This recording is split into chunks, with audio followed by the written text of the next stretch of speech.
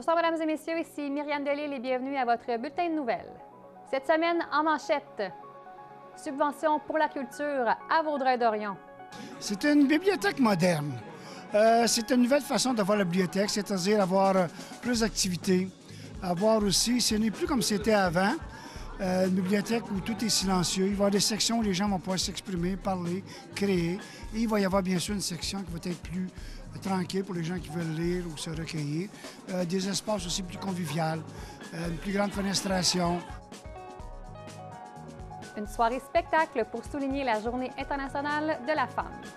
En fait, c'est de se retrouver, d'aller chercher une certaine solidarité entre femmes parce que, tu sais, on est toutes, on vient de différents milieux, puis c'est vraiment un moment là, pour se recueillir, parler, puis vraiment, bien parler, c'est drôle à dire, mais tu sais, d'être ensemble justement sans parler, puis de souligner le fait qu'on est des femmes, puis que c'est notre journée.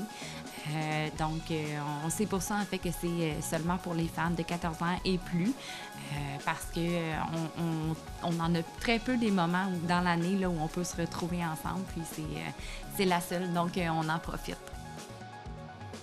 Une riche programmation hivernale au musée régional de Vaudreuil-Soulanges. Ouais, tiens, bête à tuc, en sous-titre, la parlure québécoise imagée par l'objet. Fait qu'on fait un amalgame, en fait, du patrimoine immatériel qui sont les expressions populaires qu'on a au Québec. Puis souvent leur origine qui viennent soit d'un objet ou soit d'une activité quotidienne que les gens pratiquaient.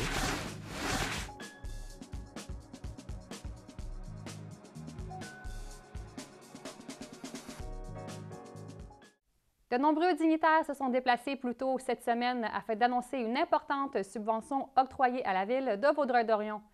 Les fonds serviront à la construction d'une toute nouvelle bibliothèque plus vaste et plus appropriée à la population grandissante de la ville.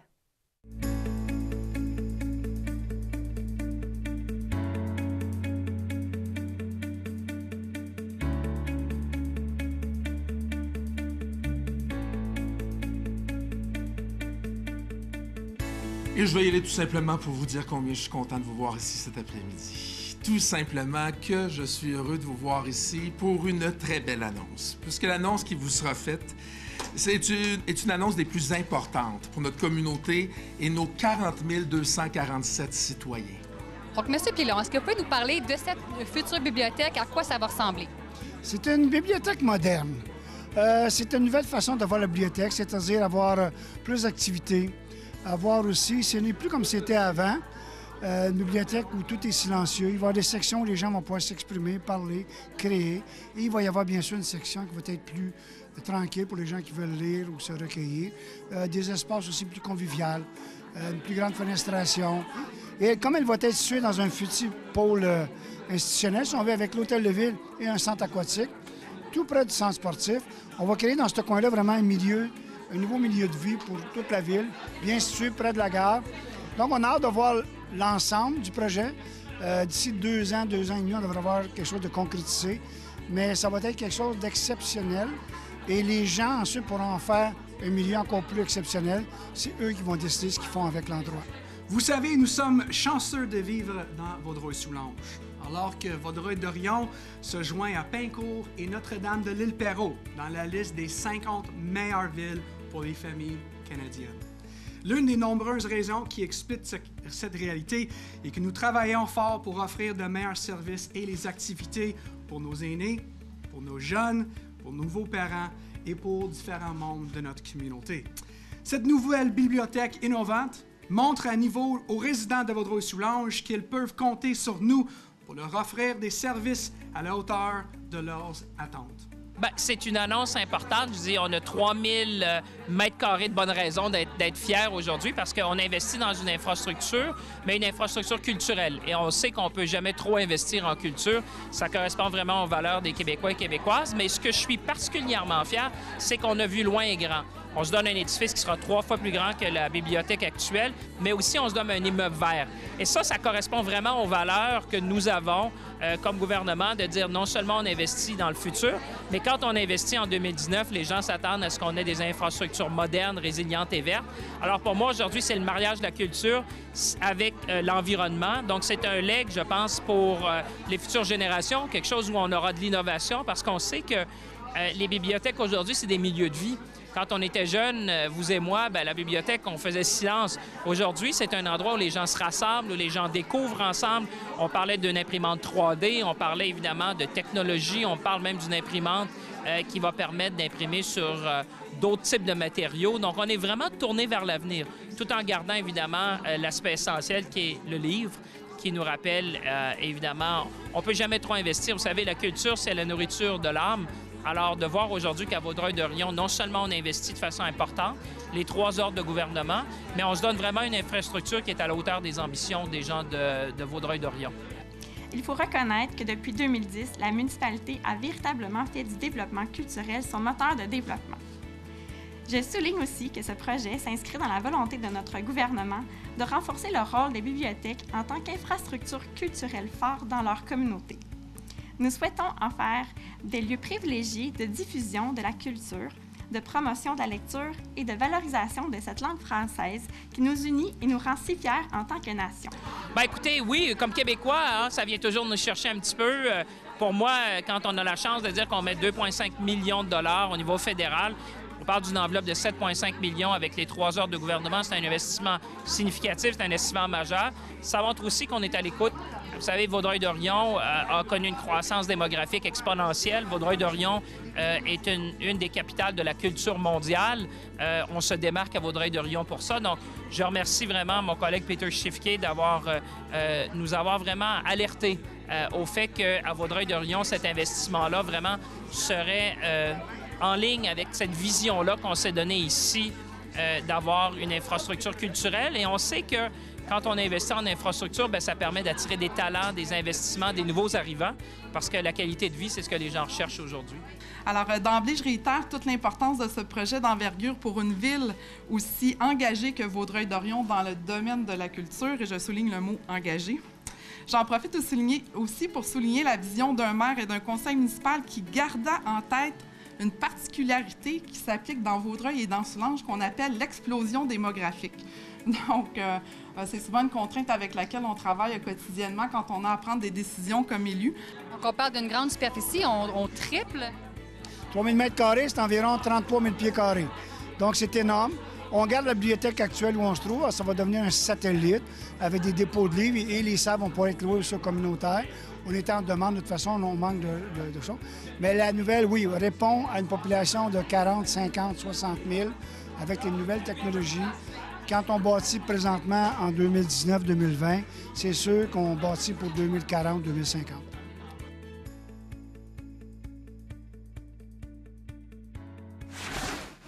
Un spectacle organisé par le comité Femmes Vigilantes mettra en vedette Mélanie Couture, l'humoriste. Le 8 mars, un événement qui soulignera la Journée internationale de la femme.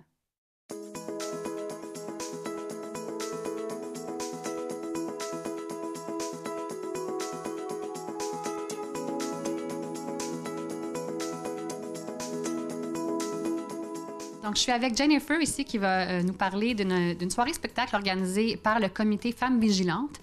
Mais en partant, est-ce que tu peux nous expliquer un peu c'est quoi le comité, les services à faire? Oui, en fait, le comité là, est ici là, dans la région depuis plusieurs années. C'est vraiment un comité qui va prôner les valeurs féministes telles que, bon, bien entendu, l'égalité entre les hommes et les femmes, l'autonomie, la solidarité, puis la justice sociale. Donc, on fait plusieurs actions dans l'année, là, dont dans le cadre des 2 jours d'action contre la violence faite aux femmes, on fait toujours la distribution d'environ 18 000 napperons dans les restaurants de la région. Et puis, dans le fond, c'est vraiment pour dénoncer là, les meurtres de femmes là, parce qu'elles sont des femmes. On a aussi, là, on va dénoncer à travers l'année, là, tout dépendant du nombre de publicités sexistes là, qu'il y a, on les dénoncer via notre page Facebook. On a également, là, nos objectifs, c'est d'aller aussi là, valoriser l'image corporelle non stéréotypée de la femme. Là. Puis on travaille beaucoup là, en collaboration avec des partenaires là, pour l'amélioration des conditions de vie des femmes. Là. Super. Puis à chaque année, vous organisez des événements comme celui-ci. Celui-ci, c'est en l'honneur justement de la Journée internationale de la femme. Parlez-moi un peu de cette soirée spectacle. Oui, en fait, c'est comme l'événement, l'action la plus grosse qu'on fait dans l'année. Là, c'est vraiment comme tu l'as nommé dans le cadre de la Journée internationale des droits des femmes. Puis cette année, un peu comme à chaque année, on a toujours une invitée parce que c'est une soirée pour les femmes, en fait par les femmes et pour les femmes. Et puis cette année, en fait, là, on reçoit l'humoriste là, très chaleureuse, fameuse Mélanie Couture qui va faire la première partie, en fait, là, de la soirée. Là.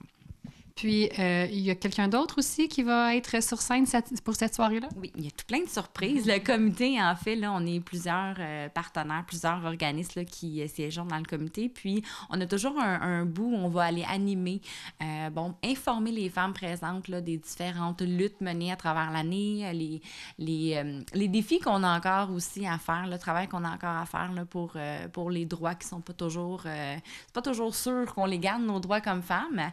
Et puis, on va toujours aussi là, avoir la partie, on les appelle les mentions orange et citron. On va venir, dans le fond, là, dénoncer, souligner, en fait, les bonnes actions ou les bons propos qui ont été faits et les moins bons. Donc, en nommant, là, justement, là, les personnes qui sont dans la catégorie citron, c'est un petit peu plus amer, on aime moins ça, c'est les mauvais coups, et les autres, là, les bons coups, le prix orange, là, qui vont vraiment, là, c'est des, que ça soit, mettons, je dirais, là, le gouvernement qui a mis en place un nouveau programme pour, mettons, les agressions sexuelles. Donc, ça, on va le mettre dans la catégorie là, des prix orange. Puis, on va toujours aussi souligner les avancées là, comme femmes qu'il y a eu là, dans la dernière année. Et puis, on a toujours, c'est la deuxième année qu'on va avoir la collaboration là, de les jeunes féministes à l'œuvre de l'école Louis-Philippe Paré de Châteauguay qui vont venir nous présenter, en fait, différentes œuvres. Donc, il y a vraiment un volet art dramatique sous forme de différents numéros. On a 4 numéros. On a également des œuvres d'art qui vont venir, en fait, expliquer leur vision du féminisme à leur âge comme jeune femme. Et puis, on a aussi là, une prestation, là, une chanson là, également là, d'une jeune. Donc, c'est une super belle collaboration. On est très contente, là, le comité, là, de les avoir avec nous encore une fois cette année. C'est quoi l'objectif d'une soirée comme celle-ci pour les femmes de la région? En fait, c'est de se retrouver, d'aller chercher une certaine solidarité entre femmes parce que, tu sais, on est toutes... on vient de différents milieux, puis c'est vraiment un moment là, pour se recueillir, parler, puis vraiment, parler, c'est drôle à dire, mais tu sais, d'être ensemble, justement, sans parler, puis de souligner le fait qu'on est des femmes, puis que c'est notre journée. Donc, c'est pour ça, en fait, que c'est seulement pour les femmes de 14 ans et plus, parce que on en a très peu des moments dans l'année là, où on peut se retrouver ensemble, puis c'est la seule, donc on en profite. Est-ce que tu peux m'ajouter un peu des informations sur le comité? Qui est-ce qui fait partie de ce comité comme organisme? Oui, en fait, on vient un peu partout là, comme organisme. Donc, on a le CALAX de Châteauguay, le Centre d'aide et de lutte contre les agressions à caractère sexuel. On a 3 centres de femmes, donc le Centre de femmes L'Éclaircie, le Centre de femmes La Margelle, le quartier des femmes, on a la ressource, la maison d'hébergement pour les femmes victimes de violences conjugales, et puis on a aussi l'action communautaire, là, le CLSC en fait, qui sont là. Donc on est 6 en majorité. Là. Il y a aussi l'Égide, dans le fond, qui est une deuxième étape, là, une maison de transition pour les femmes qui vivent de la violence conjugale également, là. Puis avoir le nombre d'organismes qui desservent justement les femmes, c'est un peu le portrait de la situation dans la région. Il y a vraiment un besoin pour les femmes de la région? Oui, en fait, c'est sûr que je pense que nos organismes débordent de services, donc les femmes les utilisent beaucoup. Je pense que c'est le pourquoi, là, nous, le comité Femmes Vigilantes, là, on est là pour faire cette différence, pour dénoncer la violence qui est faite aux femmes, puis toute l'utilisation aussi du corps de la femme là, à différents niveaux dans la société. Puis c'est le pourquoi là, on est là pour ça. Là. Donc, les billets sont disponibles à quel endroit pour cette soirée du 8 mars? Oui, en fait, cette année, ça tombe exactement la même journée que la Journée internationale des femmes. Donc, c'est le vendredi, le 8 mars, au pavillon de l'île à Châteauguay. Les billets sont en vente au coût de 10 $ au centre culturel là, Vanier à Châteauguay, qui est le 15 rue Maple. Et pour notre événement, en fait, c'est seulement en argent comptant. C'est pour ça que j'aimerais le mentionner. Donc, c'est au coût de 10 $. Ils sont déjà en vente, donc allez-y, mesdames. Aller les acheter. Et puis, dans le fond, le spectacle commence à 19h30 là, le 8 mars. Les portes ouvriront là, à partir de 19h. Pardon. Excellent. Donc, on vous souhaite une très belle soirée. Merci beaucoup de m'avoir accueilli. Merci beaucoup. Bonne journée. Si certains préfèrent affronter le froid pour s'adonner à des activités hivernales de plein air, d'autres recherchent plutôt des endroits originaux où se réchauffer. Le Musée régional de Vaudreuil-Soulanges propose de nombreuses expositions et activités pour toute la famille.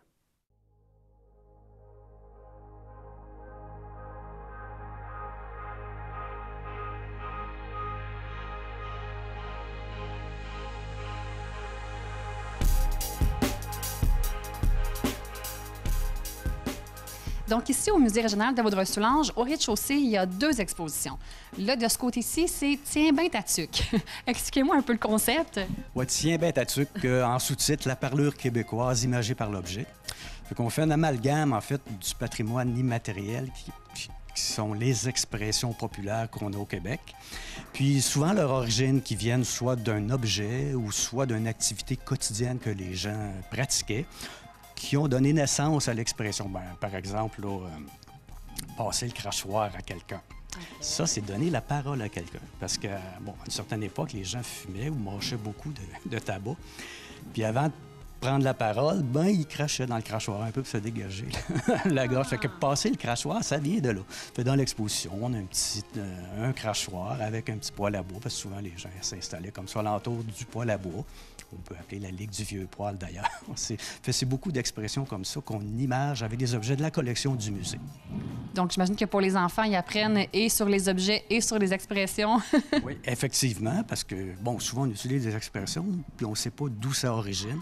Puis pour les jeunes, c'est fun aussi parce que ils reprennent contact avec une émission culte au Québec, c'est Un homme et son péché, avec Séraphin, le fameux personnage principal au début du radio-roman, mais encore aujourd'hui de l'émission télévisée.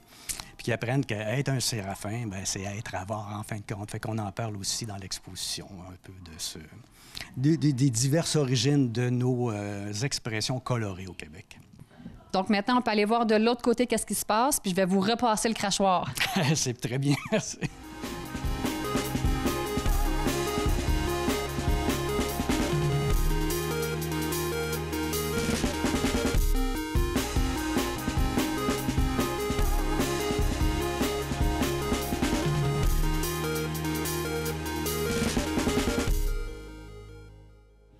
Donc, on est maintenant du côté de l'exposition « Un outil, un métier », plusieurs objets dont plusieurs ne savent sûrement pas l'utilité. Expliquez-moi un peu le concept de l'exposition ici. Bien, c'était un petit peu l'objectif, c'était à partir des objets de la collection du musée, des outils, là, de sortir des outils curieux, particuliers, qui n'existent plus aujourd'hui ou qui ont été fortement modifiés à cause de la technologie qui est plus efficace aujourd'hui. Et des outils qui avaient rapport aussi à des métiers qui ont peut-être disparu aujourd'hui. Fait qu'à partir de la collection du musée, on a des outils qui se rapportent au travail du bois, au travail du fer, au travail du cuir, qui vont susciter beaucoup la curiosité, je pense, des visiteurs, parce qu'effectivement, c'est pas des choses qu'on voit couramment aujourd'hui. Parlez-moi, moi j'ai la grosse scie ici là, qui m'interpelle. C'est assez impressionnant. On sait c'est quoi une scie, mais celle-ci particulièrement, elle servait à quoi? Bien, ça s'appelle une scie de long. C'est pas parce que c'est long, c'est parce que c'était utilisé pour faire les planches. C'est-à-dire quand on avait vraiment abattu un arbre, qu'on l'avait équarri à la hache, pour faire une espèce de grosse poutre, on la sciait dans le sens de la longueur pour faire des planches. C'était à la main. Donc, on faisait ça avant que le moulin à scie existe. Il y avait un homme qui était au-dessus d'une espèce de grosse cavité, puis un autre en dessous pour pouvoir facilement donner du chemin à la scie pour faire les planches. Évidemment, le maître était en haut, l'apprenti en bas, c'est lui qui recevait tout le brin de scie. Puis c'est comme ça qu'on faisait nos grandes planches pour ensuite aller construire les maisons, faire les granges, en fait, utiliser le bois pour différents usages. Donc, on commençait ça avec la grande scie de long qu'on a ici. Effectivement, ça fait longtemps qu'on n'utilise plus. C'est quoi la réaction des jeunes qui viennent découvrir ces objets-là, de réaliser à quel point le travail était vraiment plus difficile que maintenant? Oui, les jeunes sont très, très curieux. C'est vraiment fascinant à les voir. D'ailleurs, quand on a fait l'ouverture d'exposition, c'est simultanément avec Artistes en herbe. Il y avait beaucoup de jeunes qui ont circulé dans la salle avec leurs parents.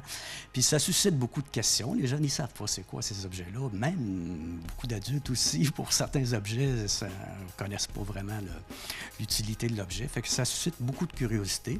Puis dans la salle ici, bien, c'est intéressant parce qu'on a un atelier du service éducatif qui va être conçu exprès justement pour accueillir des classes avec des activités pour que les jeunes se familiarisent avec cet aspect-là de notre patrimoine à partir des objets de la collection du musée. Donc, des objets vraiment à venir découvrir et des métiers à venir découvrir ici au musée. Merci beaucoup de nous avoir accueillis. C'était super intéressant. C'est un plaisir.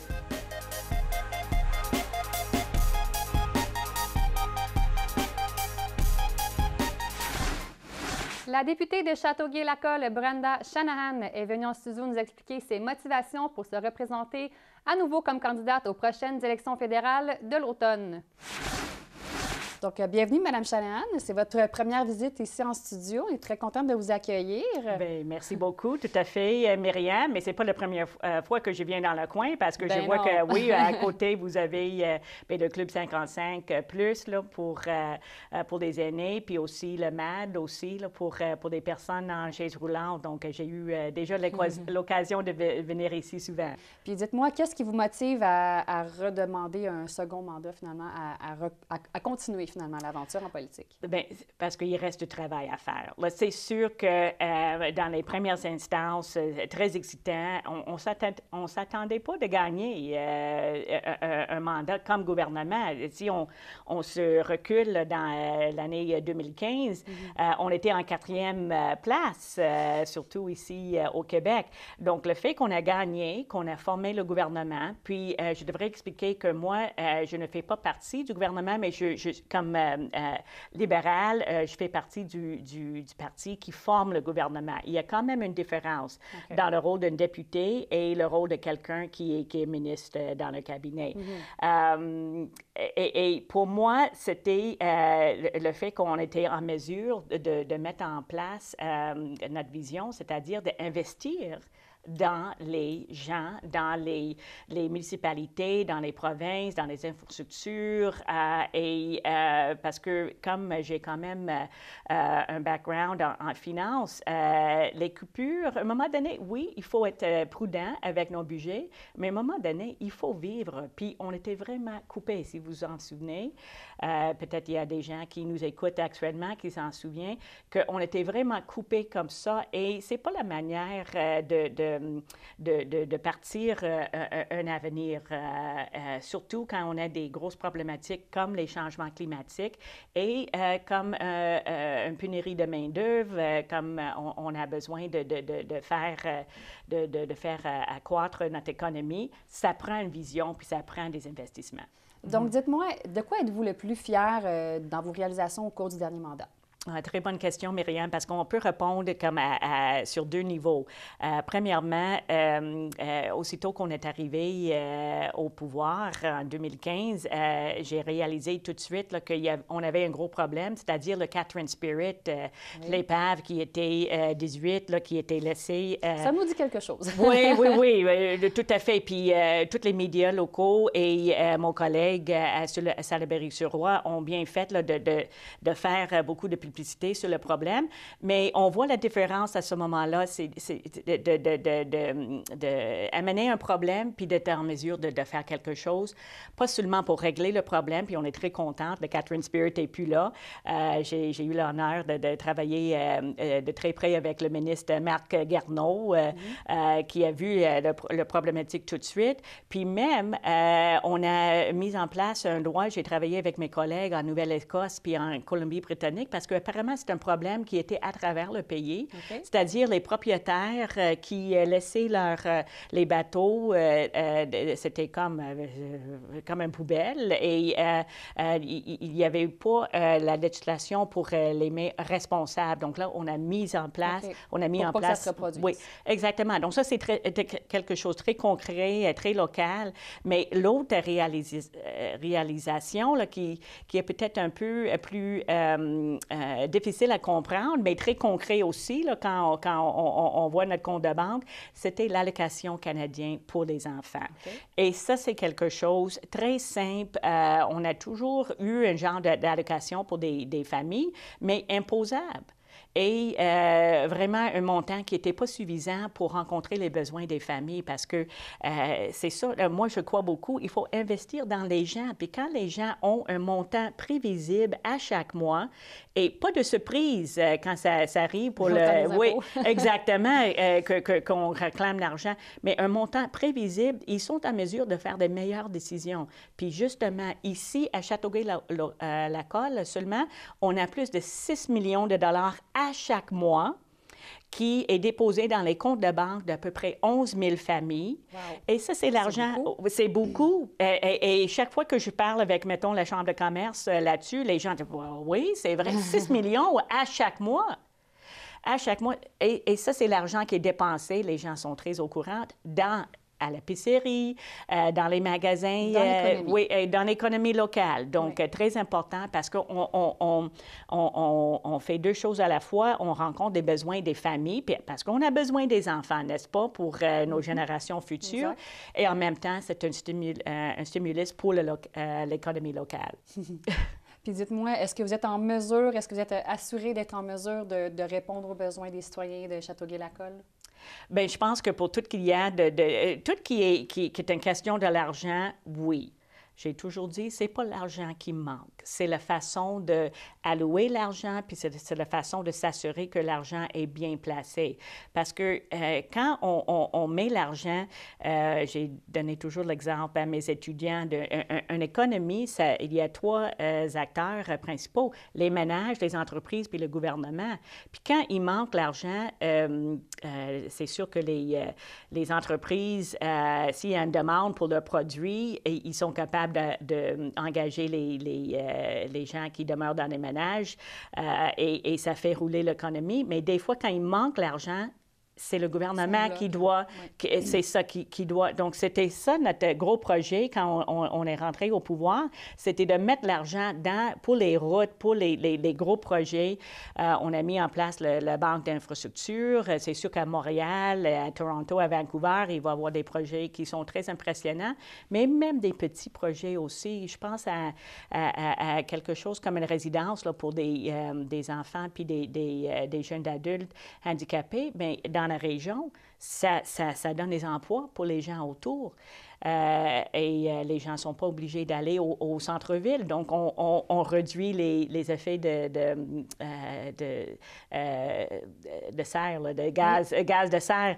Exactement, on réduit cette empreinte. Donc, quand je pense à qu'est-ce qu'il reste à faire, là,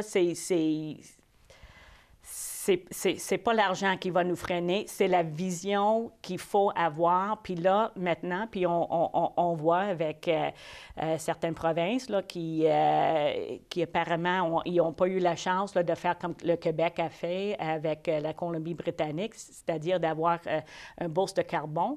On est un modèle pour le pays parce qu'on a mis en marche un système qui fonctionne très bien pour mettre un prix sur la pollution. C'est ça que tous les Canadiens veulent avoir.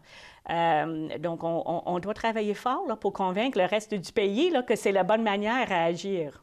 Donc, je compte sur tous les citoyens et citoyennes pour le faire.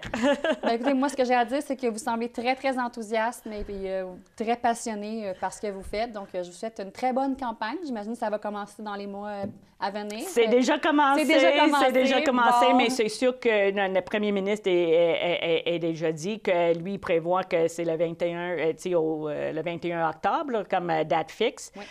Mais il garde toujours, il réserve l'autorité de changer la date s'il veut, mais pour le moment... C'est pour l'automne. C'est ça, on travaille pour l'automne. Excellent. Bien, très bonne campagne à vous, puis au plaisir de vous rencontrer sous peu. Bien, merci beaucoup, Myriam. Merci.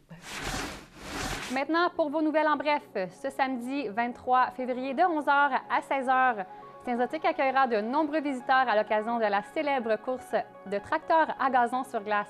Ce sont plus d'une trentaine de participants du Québec et de l'Ontario qui s'affronteront sur la piste glacée.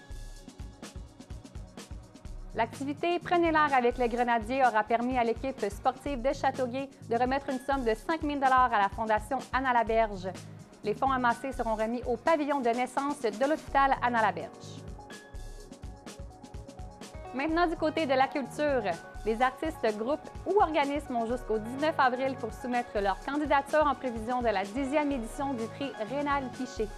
Cette distinction culturelle, accompagnée d'une bourse de 1 000 $, est accordée annuellement à tout artiste, groupe d'individus, artisans, intervenants ou organismes culturels s'étant illustrés au cours des dernières années. Pour tous les détails, rendez-vous sur le site de la MRC Beauharnois-Salaberry. C'est ce qui conclut votre bulletin de nouvelles. Merci beaucoup d'avoir été avec nous et on se donne rendez-vous la semaine prochaine.